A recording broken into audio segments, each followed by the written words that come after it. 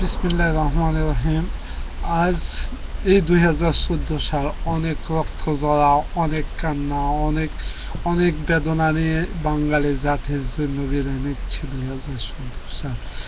2014 সাল বাঙালি জাতির জন্য ধ্বংস ছাড়া কোনো একটি সুন্দর কোনো স্বপ্ন ছিল না।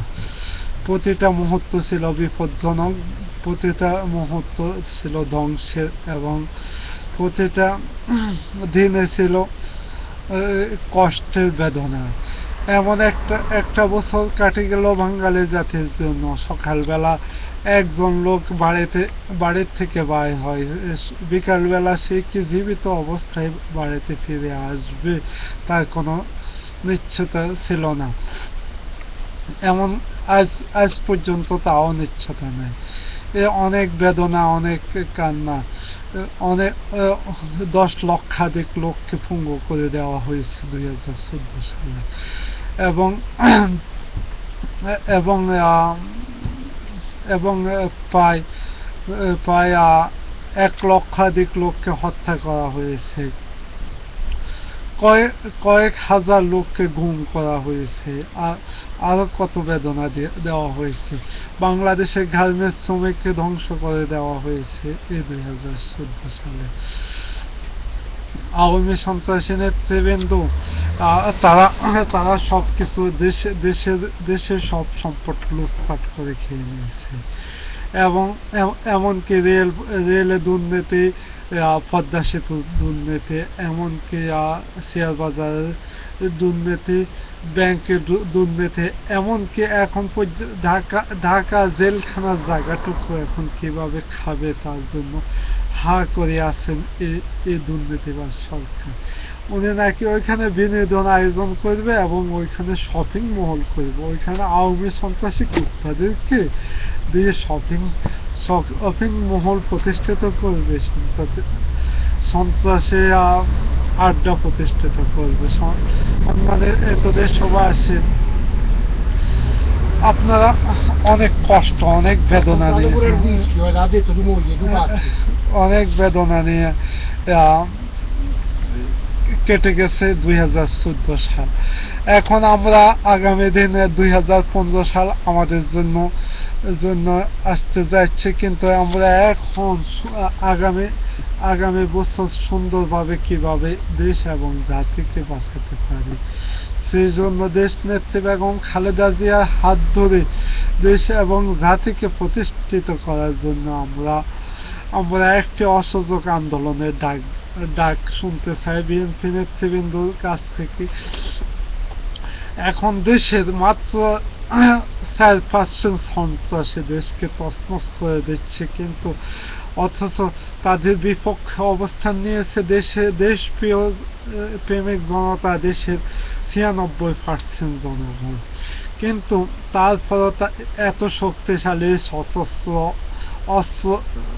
অস্ত্রধারী সন্ত্রাসীর বিরুদ্ধে কোনো কথা বলতে পারতেছে না এই জাতি, কারণ তারা বাকশালী কায়দায় সবসময় শাসন করে আসছে, এবং মানুষকে নির্যাতন বাকশালী কায়দায় করতেছে। এই জন্য সবকিছু, এমনকি সুষ্ঠু হরতাল দিয়েছে বিএনপি নেতৃবৃন্দ, তার মাঝেও আওয়ামী সন্ত্রাসী গুন্ডাদেরকে লেলিয়ে দিয়েছে। সম্মানিত দেশবাসী, আপনারা দেখছেন গাজীপুরে জরুরি আইন জারি করা হয়েছে, তার মাঝে জরুরি আইন কি এক দফা নাকি বাকশালী কায়দায় জরুরি আইন, আমি কিছু বুঝতে পারতেছি না।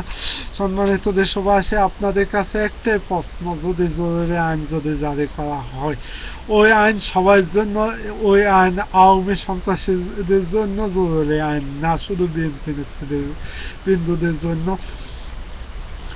আজ প্রতিটা জেলখানা ভর্তি হয়েছে ভরপুর বিএনপি নেতৃবৃন্দ, দেশপ্রেমিক জনতা। আজ বুক ভরে সন্ত্রাসী করে যাচ্ছে সন্ত্রাসীরা দেশ জুড়ে, কিন্তু তার কোনো বিচার নাই। যদি কোনো একটি সন্ত্রাসীকে অ্যারেস্ট করা হয়, তার জন্য পুলিশদেরকে দায় দিতে হয়, তাদের চাকরি হারাইতে হয়, এমনকি সাসপেন্ড হইতে হয়, অনেক কিছু। একজন সাংবাদিক যদি সত্য কথা বলে তার জন্য তাকে হয়তো হয়তো জেল খাটতে হয়, যেমন দৈনিক আমার দেশ আজকে সংবাদপত্র বন্ধ হয়ে আছে, প্রতিটা সংবাদপত্র হুমকির মুখে, প্রতিটা টিভি চ্যানেল হুমকির মুখে আওয়ামী সন্ত্রাসীর জন্য। তাদের দেওয়া ডিসিশন ছাড়া অন্য কোনো কিছু টিভি চ্যানেলে প্রকাশ করা যাচ্ছে না। পৃথিবী হচ্ছে সন্ত্রাসীদের বক্স, সম্মানিতদের সবাসী।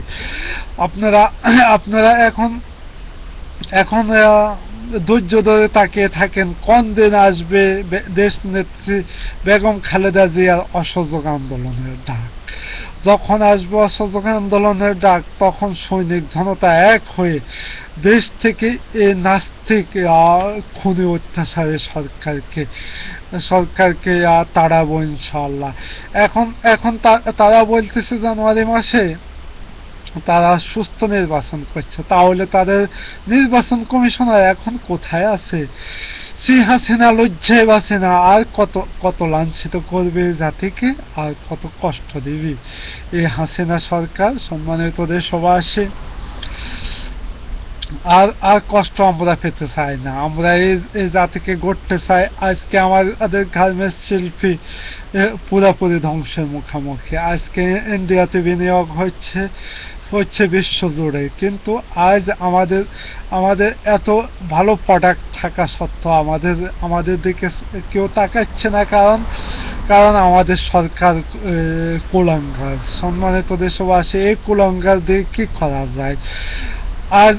আজ আমার নেতা তারেক রহমান অনেকগুলো কথা বলেছিলেন প্রমাণ দিয়ে, কিন্তু এখন এগুলোর জন্য আপনারা প্রমাণের জন্য টকশো আয়োজন করেন, কিন্তু এইভাবে সন্ত্রাসী পর্যায়ে শাসিত না করে দেশকে জাতিকে আর কত বলবো?